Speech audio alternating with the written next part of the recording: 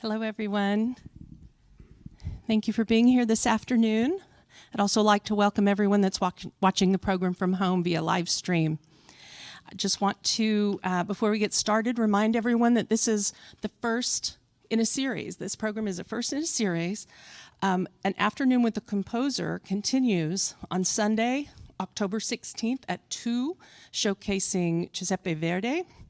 Sunday, November 20th at 2, highlighting Richard Wagner. And with that, I'm going to turn the program over to Henry Runkles.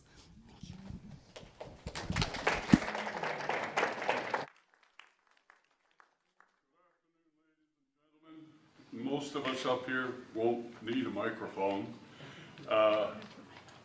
Opera singer and director Theodore Rulfs enjoys a career in his 4th decade. Theodore, also known as Theodore Carlson, has appeared in operas at Lincoln Center, the Santa Fe Opera, and countless European operas from Denmark to Italy, and title roles such as Wagner's Flying Dutchman and Verdi's Rigoletto. His world premieres include Leroy Jenkins' The Mother of Three Sons at the Munich Biennale, and Helga Jorn's Die Spiel von Liebe und Zufall at the Schweizingens Festival. The National Theaters in Mannheim and Weimar, Gärtner Platz Theater in München, and Grand Theater de Soo in Barcelona are opera houses where he performs. His activities in Arkansas include singing the baritone leads in Madame Butterfly and La Traviata, and teaching opera at the University of Arkansas. Theodore, who conceived, wrote, and directed our presentation today, wishes to convey all of the credit of its success to the collective of artists assembled in this room. And if the entertainment doesn't please you, Theodore deserves all the blame. I present the maestro, Theodore Rulfs.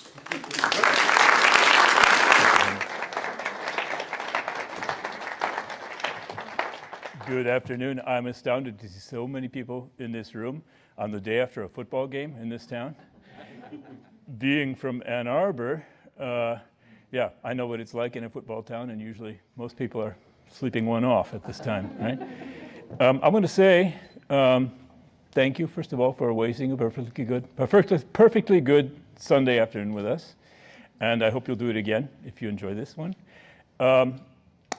The seed for this event today really goes back to my childhood. I was very much involved in the incestuously small world of opera and music and theater in Ann Arbor, where I grew up. And I had the pleasure of meeting a man, Evans Mirages, who is now kind of a famous expert, coryphée, on symphonic music and opera. I think he's running a major company on the East Coast somewhere right now. And he wrote programs for the Boston Symphony for many years. And Evan tells the story of how when he was a teenager working at our local classical record store, Liberty Records, a lady came in one day and wanted a copy of Mozart's 40th Symphony, one of his last two greatest symphonies. And so Evans launched in on his very profound dissertation on comparing the New York Philharmonic recording with Leonard Bernstein conducting, as opposed to Karl Böhm with the Vienna Philharmonic. And the lady interrupted and said, "No, no, no. I want one with Mozart conducting." So anyway, that's kind of the idea that I had for this evening. And without further ado, I'd like to introduce Mozart.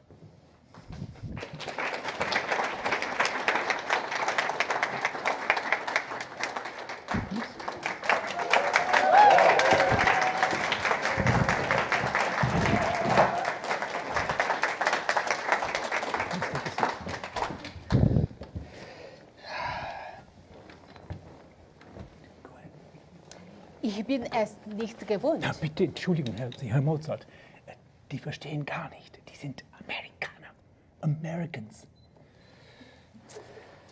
Unaccustomed as I am to public speaking, I will indulge my artist friends and you, music aficionados, with some reflections on my operas.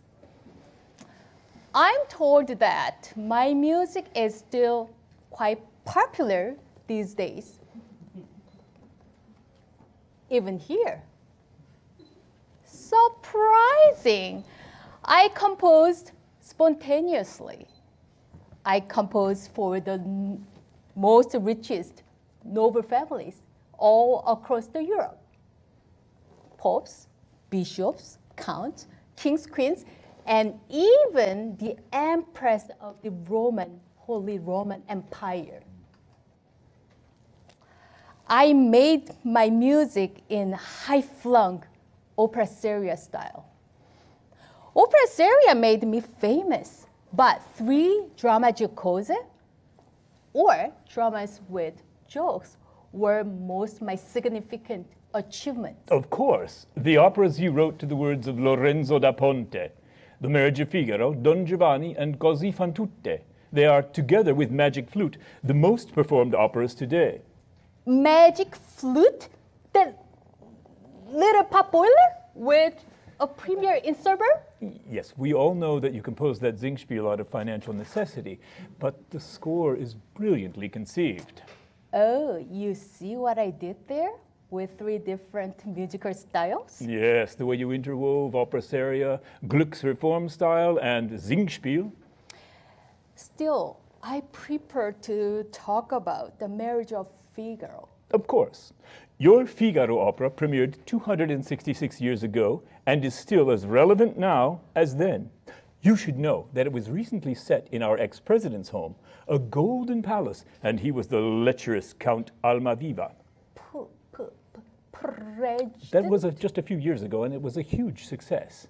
Was this president rich? Very. Stupid? Astoundingly. Deluded? A stable genius. Bravo! That's the whole point of The Marriage of Figaro, to show that the servant is often more intelligent than the master. The human value had nothing to do with so-called birthrights. That's why Count Almaviva issues a public self-pardon, and Don Giovanni gets dragged into hell for rape and murder. I sometimes wonder if Da Ponte didn't see himself in Count Almaviva or Don Giovanni. Yes, we'll return to your fantastic work, but first, let us explain where opera came from. Opera is staged drama that is mostly or entirely sung. Singing drama dates back to ancient Greek times. Around 1550 then, in Florence, Italy, poets and musicians, now referred to as the Florentine Camerata, began to talk about how to revive Greek music and drama. No written music survived from the Greeks, so these Renaissance Italians experimented with more or less lyrical forms of expressing text. They came up with two basic building blocks. Recitative, mainly singing on one note to move the story forward, and arias. Reflecting in slower movements that freeze time to express anger, sadness, and joy. The music from the earliest operas forms the basis of the study of bel canto singing. Present-day opera singers return to these beautiful arias to practice basic technique and maintain their vocal health. What bar and floor exercises are to the ballet dancer, 17th and 18th century arias are to the opera singer. Early opera composers understood the human voice as an instrument that could be mastered to achieve virtuoso-level skills. Denise Atkins will now sing from the composer Caccini, Amarilli mia bella.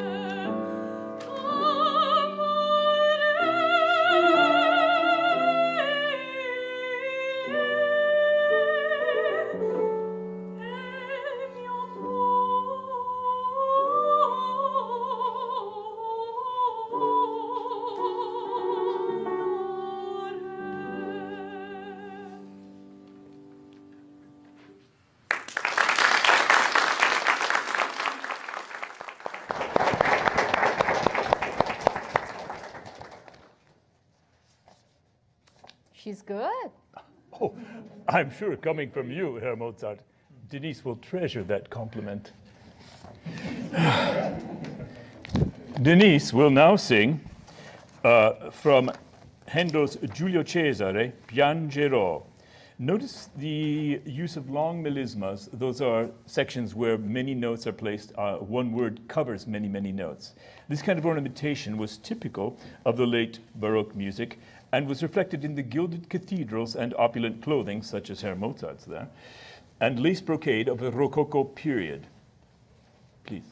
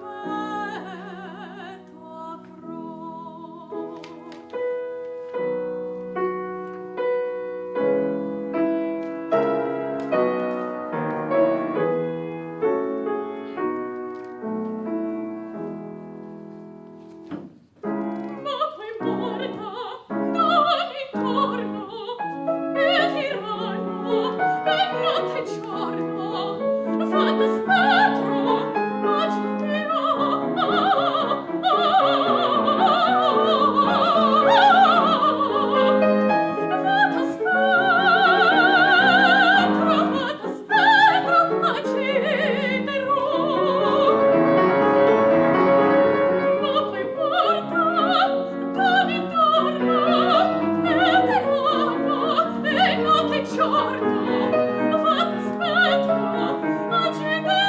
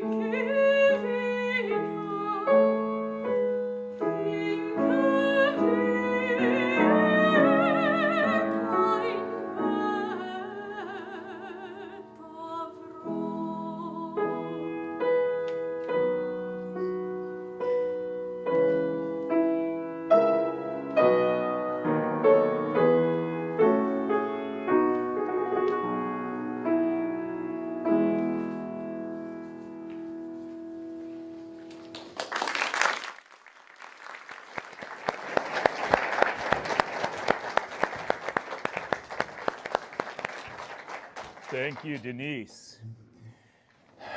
The mastery of virtuoso singing, or bel canto, was a prized tradition and very highly rated and prized in the community there. In fact, virtuoso singers like Denise commanded great wealth and influence. Singers. That was back then, singers. Arkansas is a right-to-work state. Don't forget it. I love the oldies. I once said of Handel,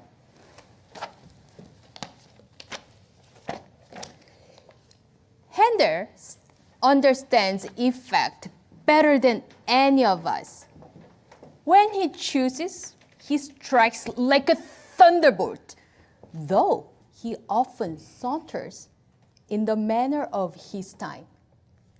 There is always something there. Well, you wouldn't want to misquote yourself.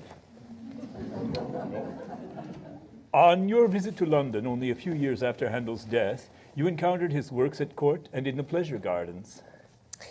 Yes, in London, I had lessons with J.C. Bach. Johann Christian Bach. Yes, his father, Johann Sebastian, who played organ at church. You know. Yes, I've heard that. The mastery of bel canto, or beautiful singing, was highly prized, and virtuoso singers commanded great wealth and influence. Opera became hugely popular as it moved from private noble palaces to public theaters. Georg Friedrich Handel rode the wave of opera seria's popularity for decades. Handel was born in Germany but learned the art of opera composing in Italy. He settled in London, where he had a long and successful career as an opera composer and impresario, even owning and operating an opera theater at one time. Opera seria was the height of fashion in 1756. Yes, but counter trends emerged against opera seria, against highly ornamented singing. Reforms reduced the complexity of the vocal part, thus elevating the words of the story above the voice.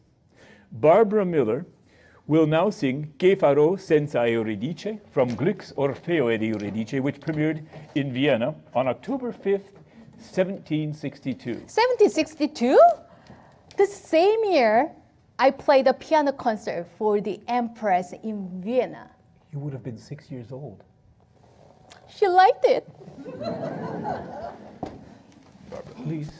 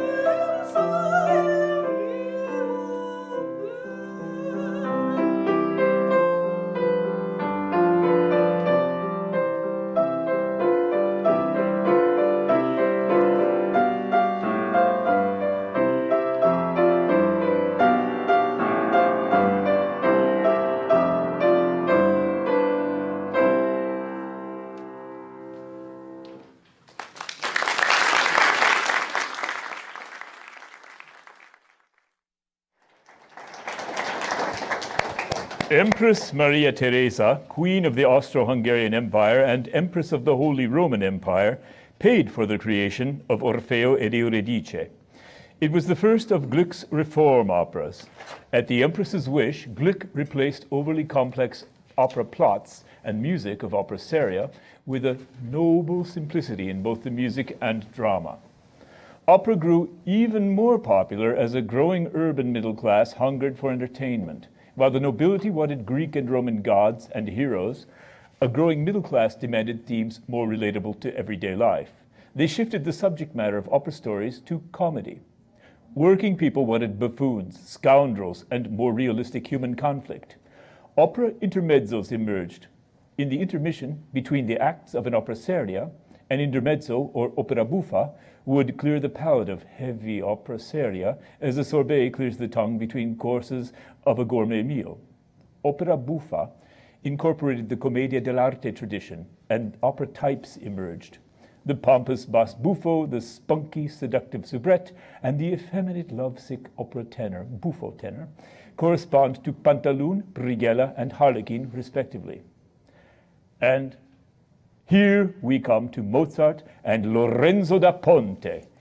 Your collective collaboration created a more complex kind of opera buffa that is psychologically true across the vast spectrum of human emotion. He was a braggart, a scoundrel, and a ladies' man. But his poetry. Well, he was acquainted with Casanova in Venice, but some of your affairs are notorious. I was no da Ponte. He was thrown out of Venice and Vienna for his liaisons and for being mouth. Let's return to your childhood. Of 7 children born to Leopold and Anna Maria Mozart, only the 4th, Maria Anna, nicknamed Nannerl, and the youngest, Wolfgang Amadeus, born in 1756, survived infancy. The children were homeschooled by their father. They learned reading, writing, drawing, arithmetic, history, geography, and dancing. Significantly, they were exposed to constant rehearsing and playing of Father Leopold. Leopold was a renowned violin teacher who published the period's leading method. He sat 4th chair in the Royal Orchestra of Salzburg under Bishop Colloredo, who was both secular and Catholic ruler of the region. At age 7, Nannerl began to play the harpsichord with Wolfgang at her feet. Nannerl recounted, "The boy immediately showed his extraordinary God-given talent. He often spent long hours at the clavier picking out thirds, and his pleasure showed when they sounded good to him. When he was 3 years old, he composed little pieces. He would play for his father. At the age of 4, Wolfgang began writing a recognizable piano concerto and demonstrated a sense of perfect pitch.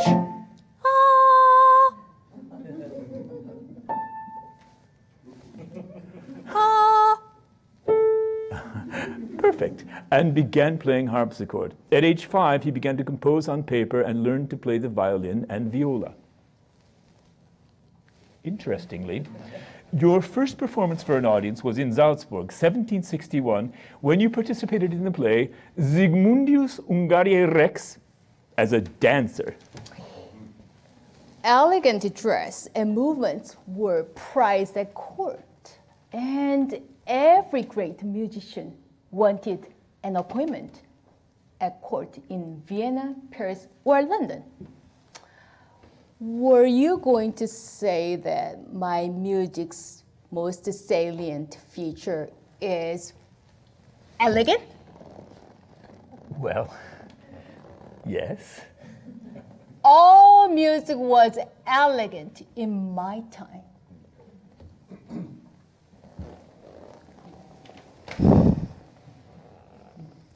Mine is just better. By the time he was 12, Mozart had finished 10 symphonies and performed for royalty. The decades of daily practice that might normally produce a virtuoso pianist seem to have been absolved in Mozart's child's play from ages 3 to 6.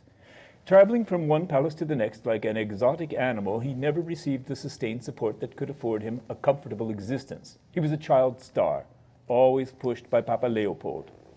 His manuscripts, while legible, look like he wrote as fast as possible to hold what was completed in his mind on paper, as if some new idea might supersede and obliterate the first.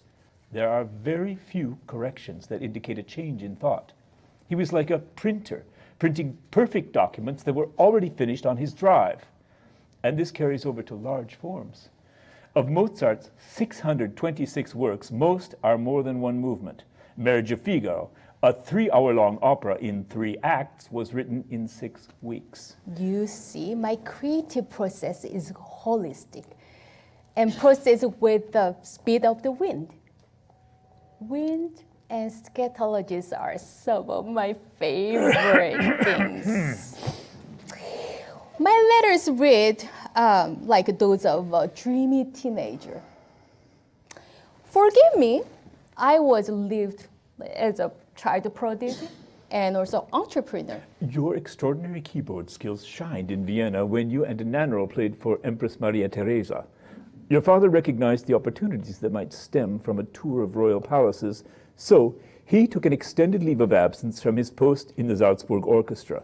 That tour confirmed your Wunderkind status as you amazed and gratified your audiences.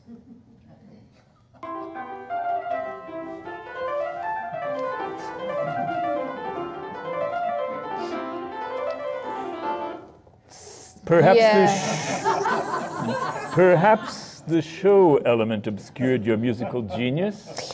Yes, some of our tricks were silly, but we were children and it was fun at first. The Mozart family traveled from Salzburg to London via Mannheim, Cologne, Liège, and Zurich. They then departed for London and stayed more than a year. In London, Wolfgang composed his first symphonies. The family then moved on to the Netherlands, where performances were interrupted by the children's illness.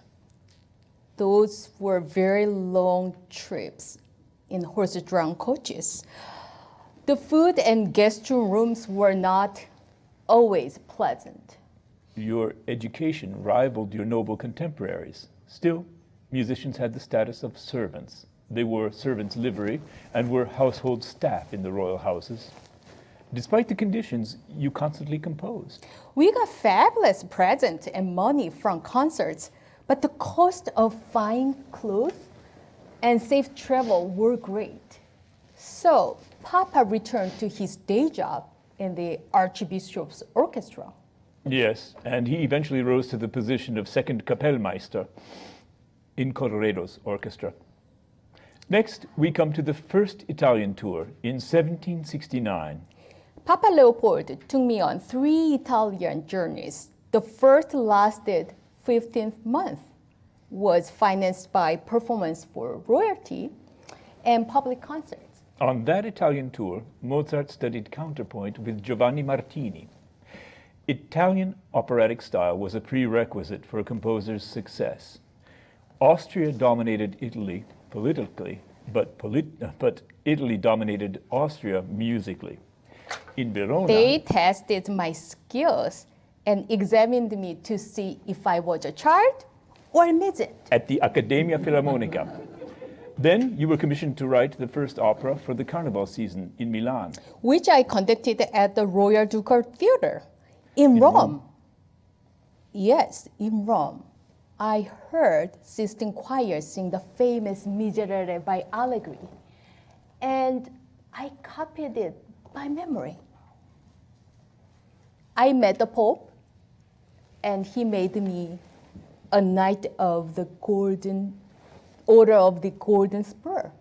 This was only the first of 3 immensely successful Italian tours. But again, none of these tours made your family rich. Leopold's letters detail the extraordinary expenses of living on the road and the need to present themselves in appropriate finery. Mozart grew to detest his hometown of Salzburg. He drew a salary as a conductor and an organist in the court of Bishop Colloredo. Still, Colloredo and Mozart's co-workers at the cathedral were jealous of the 7 years' absence the young Mozart had accrued. On his father's advice, Mozart returned to Paris to find a stable position worthy of his talent. The journey proved unexpectedly romantic and tragic. Leopold had to stay in Salzburg at his orchestra job. He sent his wife, Anna Maria, to chaperone 21-year-old Wolfgang. Shall we do the hard part first?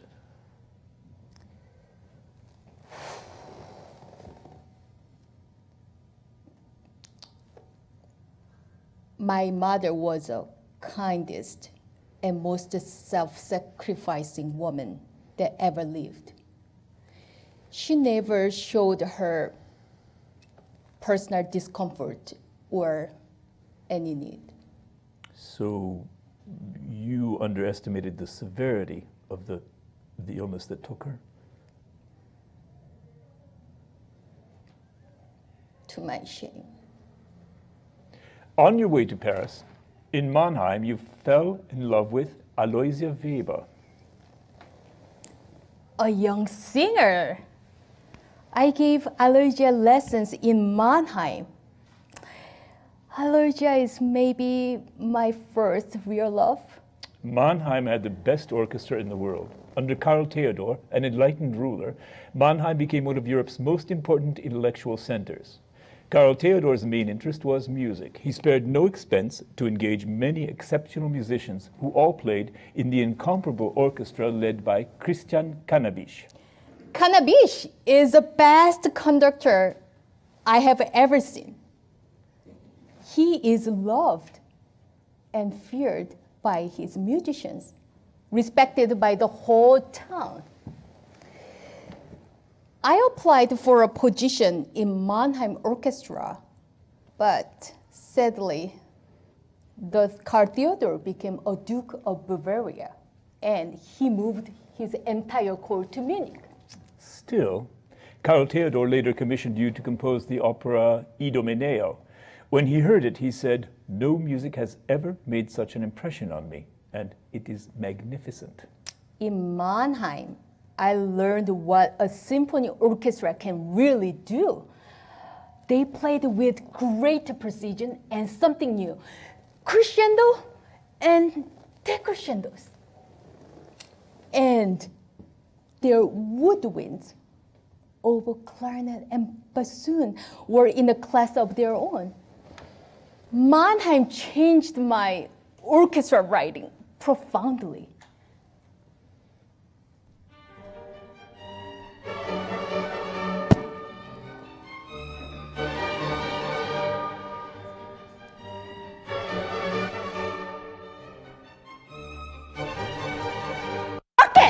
Yes, that's the famous Mannheimer Yes. Rakete. The ascending arpeggio with a forte explosion at the top. Yes, that was the most famous innovation in Mannheim School. It's one of many ways the Mannheim School influenced your orchestral writing. Eventually, Mozart settled in Vienna, where the Weber family had also coincidentally settled. Aloysia Weber was married now, but Mozart soon fell in love with and married Aloysia's sister, Constanza Weber. Constanza, yes. Vienna became your home for all of your remaining years. He performed his operas and other compositions, becoming acquainted with Maria Theresia's son and successor to the throne, Emperor Joseph II. Still, Mozart never managed to get a long-term position at court that would afford financial stability. In 1786, Mozart and Constanza went to Prague for the first of two premieres of his operas, The Marriage of Figaro, and later, Don Giovanni, the first two installments of the great Mozart da Ponte trilogy. Both operas depict a nobleman trying to exercise the prima nocta, or droit de seigneur. Droit de seigneur is French for right of the lord. It's defined as a feudal right said to have existed in medieval Europe, giving the lord of the manor the right to sleep the first night with the bride of any of his vassals. In Act 1 of The Marriage of Figaro, Lord Count Almaviva suspects his young page, Cherubino, of pursuing a romance with the servant, Susanna. The jealous count intends to deflower Susanna himself on her wedding night. In a rage, he orders Cherubino to join the army in Seville. Figaro enters and sings the aria, Non più andrai. In this aria, Figaro tortures Cherubino by contrasting his current narcissistic life with his military future. Figaro's simple buffo melody conceals his intelligence in a profoundly psychological ploy designed to win the Count's trust while humiliating his young rival. In the opera, Figaro repeatedly plays the simple-minded peasant to conceal his intentions. Again, you see what I did there? Listen for the aria's military character, its trumpet fanfares, and bombardments of repeated notes. Let's give a warm round of applause to Boston Hutchings, who will now sing Non piangherai.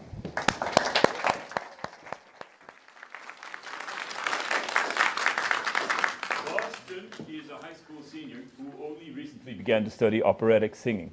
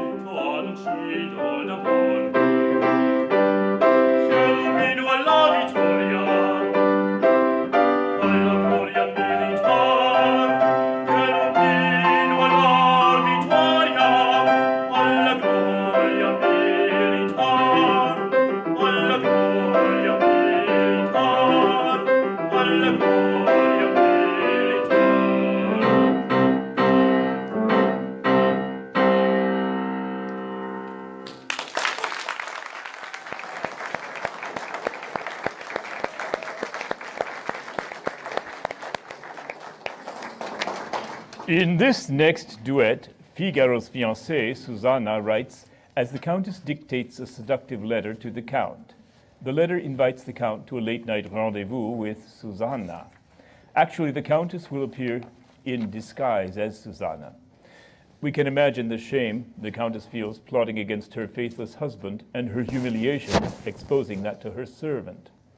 The delicate sweetness of Mozart's music contrasts the Countess's pain and vulnerability. You see? What you did there. Yeah. Amazing. Raquel King and Lisa Kozak as Susanna and Countess Almaviva will sing Canzonetta sull'aria.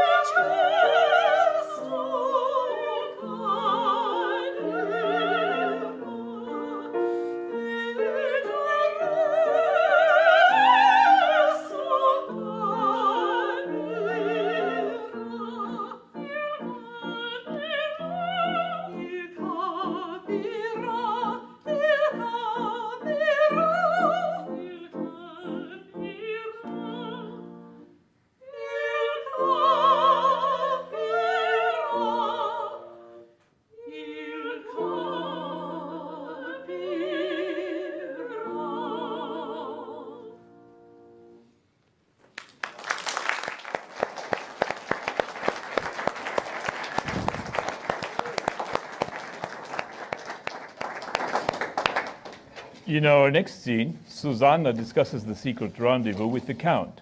Susanna encourages the Count's overtures, setting him up to fall blindly into his wife's deception. The duet begins with an orchestral flourish in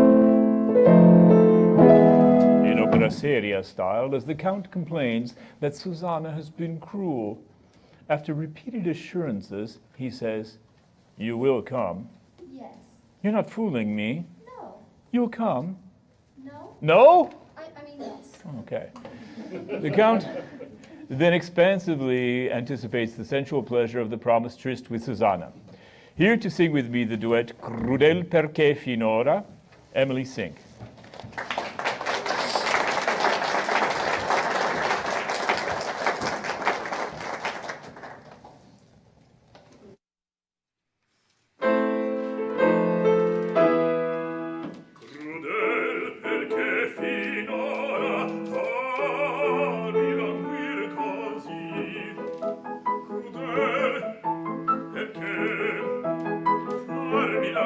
Così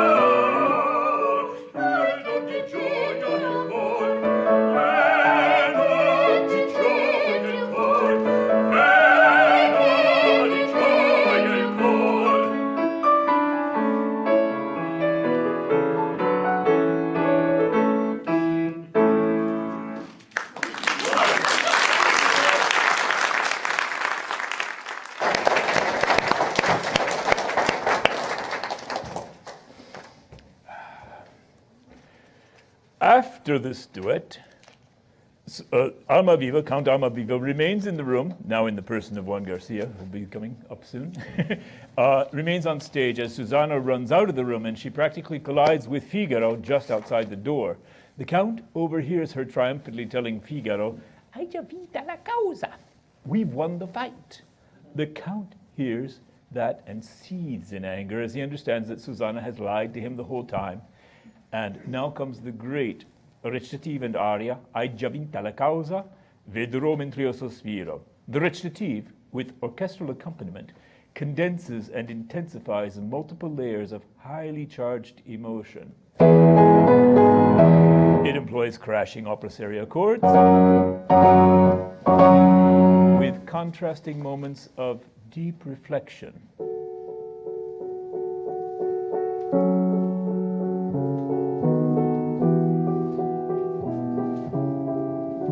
The resolution in D major crashes with opera seria drama and ends in D in the typical, this is the typical key from opera seria for a rage aria. The aria ends in a fast tempo stretta with a brief melismatic phrase, which you'll recognize and he'll do better, which recertifies the Count's authoritarian status in the old opera seria style. Now, Juan Garcia will present his iconic aria.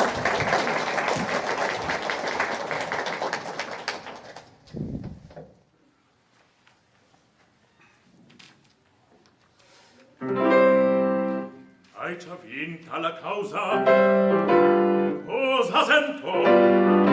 In qual accio cadea? Perfidi, io voglio di tal modo punirvi. A piacer mio la sentenza sarà.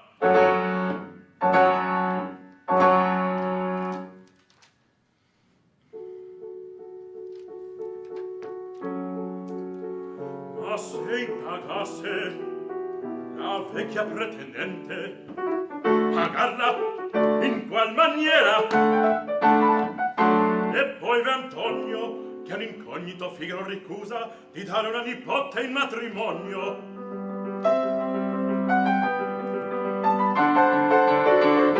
Coltivando l'orgoglio di questo mentecato,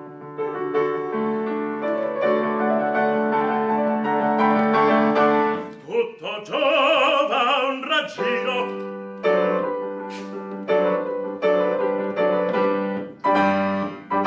Il colpo è fatto.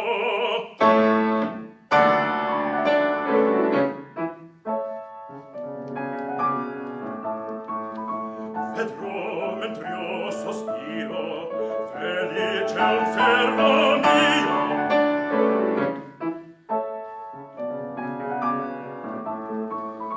Un ben che in van desio ei posseder dovrà. Vedrò per man d'amore unita un vil oggetto che in me desta un affetto che per me poi non ha, che per me poi non ha. Vedrò mentre io sospiro, felice un servo mio. Vedrò che un ben desio ei posseder dovrà. Vedrò per man d'amore unita un vil oggetto che in me desta un affetto che per me poi non ha, che per me poi non ha. Vedrò, vedrò, vedrò. A no, lasciarte in pace, non vo questo contento. Tu non lasciesti audace, tu non lasciesti audace per dare a me tormento e forse ancor per ridere di mia infelicità. Già la speranza sola delle vendette mie quest'anima consola e giubilar mi fa e giubilar mi fa che lasciate in pace non può questo contento tu non lascieste pace per dare a me tormento e forse ancor per ridere di mia infelicità già la speranza sola delle vendette mie quest'anima consola e giubilar mi fa e giubilar mi fa e giubilar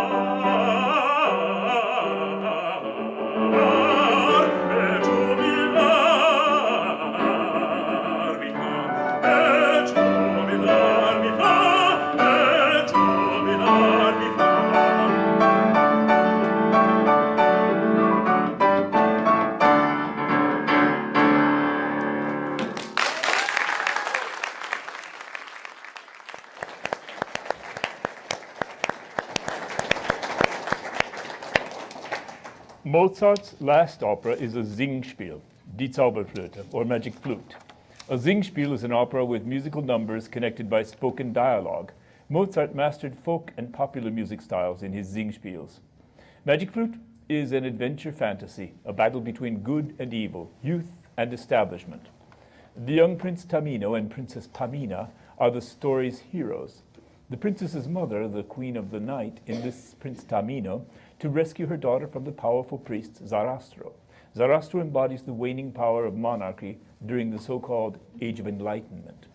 Zarastro recruits the votes of his inner circle, a kind of senate, a conspicuously all-male collective of wise priests. Zarastro, despite the one dramatic democratic gesture, seems to wield absolute power. He summarily metes out a whipping on an enslaved black person, and earlier his right-hand man, the speaker, argues to the prince, women do little and talk a lot. Zarastro's realm reflects contemporaneous America. In his world, old white men decide the fate of piteous enslaved people with voiceless women while espousing the highest Enlightenment ideals.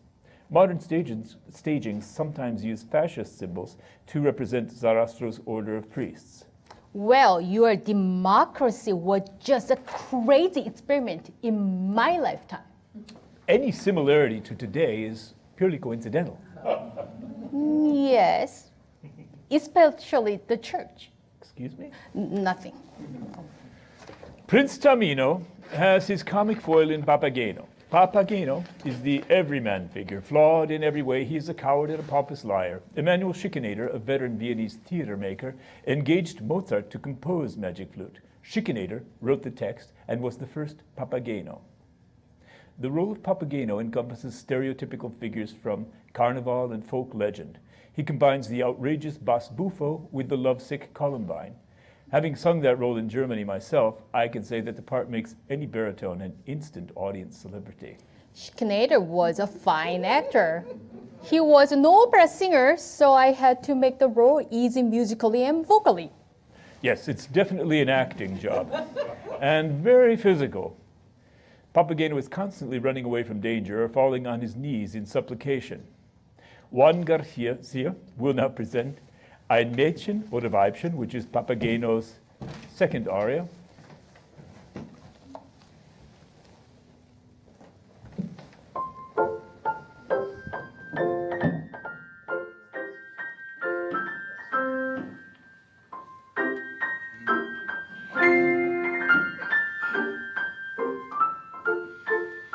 Ein Mädchen oder Weibchen wünscht Papageno sich, o so ein sanftes Täubchen wählt Seligkeit für mich, Seligkeit für mich, Seligkeit für mich.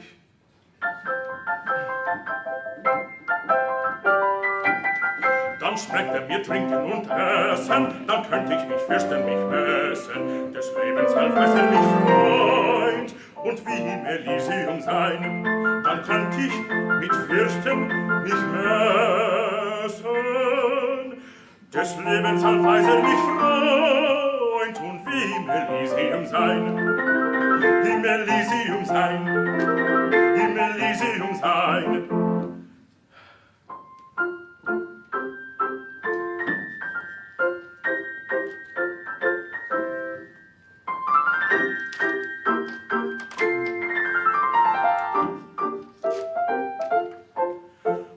Mädchen oder Weibchen, wünscht Papa genoss ich. Oh, so ein sanftes Täubchen, wär Seligkeit für mich, wär Seligkeit für mich, wär Seligkeit für mich.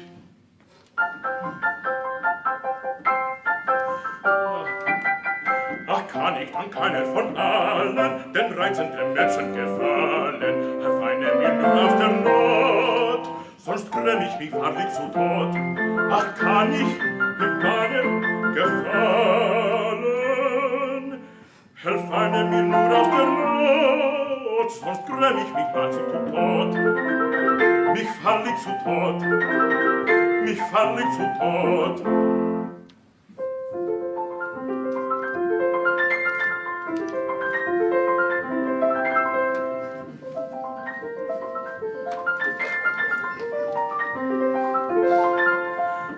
Mädchen oder Weibchen, wünscht Papa genoss ich.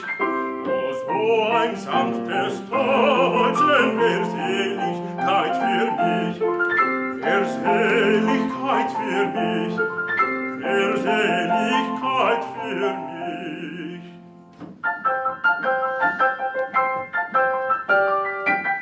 Wird keiner mit Liebe gewähren, so muss mich die Flamme gezehren. Doch küsst mich an den Mund, so bin ich schon wieder gesund. Doch küsst mich ein weiblicher Mund, so bin ich schon wieder gesund, so bin ich schon wieder gesund, schon wieder gesund, schon wieder gesund.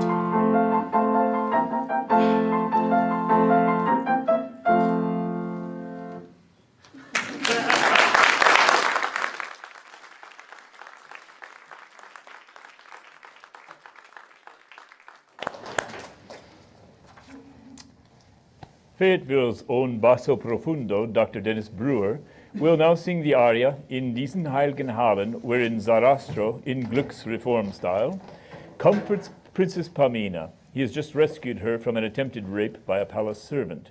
His fatherly words assure Pamina that in these holy halls, in diesen heiligen Hallen, only justice and righteousness prevail.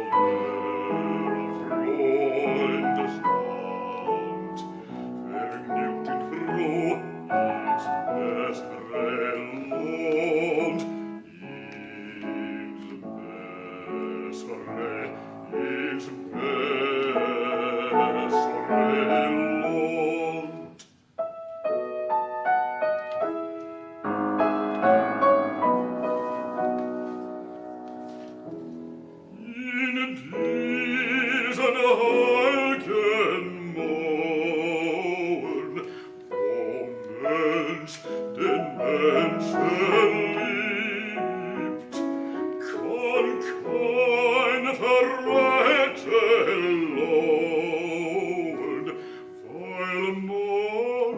dem Freund vergibt.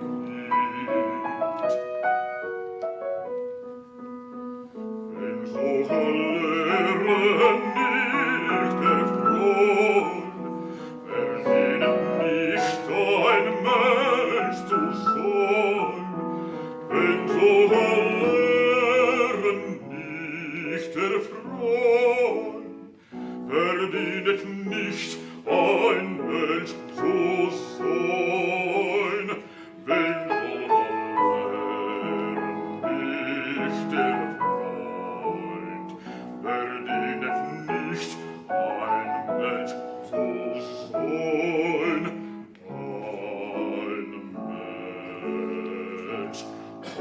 Ein Mensch zu sein.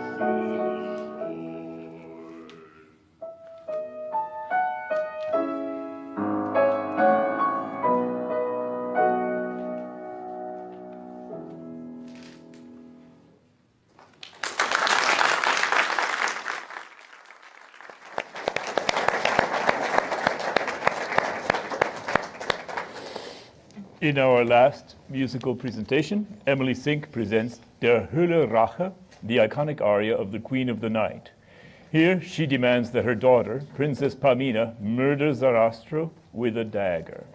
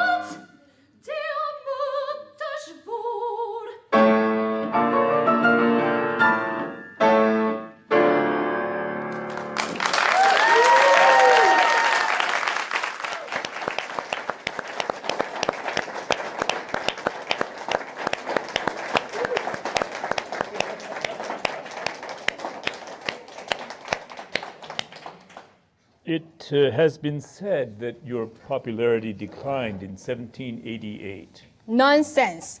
There was a warden with Turkey. My affluent client left Vienna either to fight or flee violence. In 1791, after a prolonged financial struggle, Mozart found renewed success with the magic flute. He then began work on the Requiem, but could not complete it. On December 5th, 1791, while still in his 30s, Wolfgang Amadeus Mozart died of a fever. There is no proof of the legends that he was murdered or buried in a pauper's grave. Following the conventions of his time, Mozart was interred in a common grave that was customarily turned over after 10 years. His widow, Constanza, lived comfortably from the publication of his works. I cannot know the details of my death, but I want to say my tragedy, if it was that, was to be struck down my prime. I would have made 1 or 10 comebacks if not for my illness.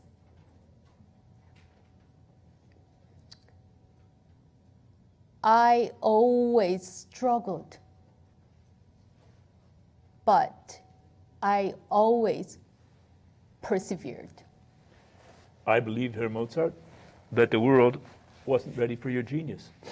You denounced aristocratic privilege and foreshadowed the French Revolution. Your music assimilated and surpassed everything that went before it. Yet, only other composers could fully understand, in your time, the superiority of your music. Lorenzo da Ponte, who outlived you by 47 years, believed to his dying day that his most outstanding achievement was his operatic work with Martin Soler. Soler, like Salieri, is now just a footnote in opera history. We can only imagine a world where a fever hadn't taken you at 35. Imagine 40th and 41st symphonies, the Da Ponte operas, Magic Flute, and the Requiem as middle period compositions. Imagine Vienna with Mozart and Beethoven as dueling symphonists. We can only humbly thank you, Mr. Mozart, for the joy you brought us.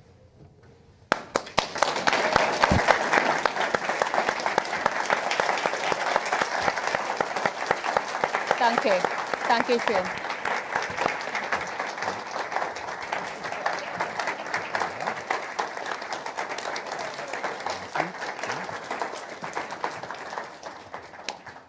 Come on, sing this.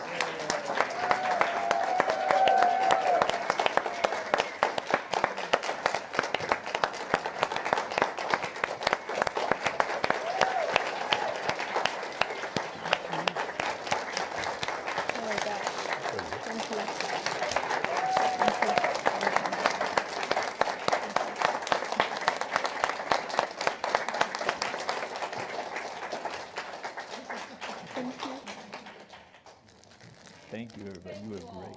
Thank you all for coming.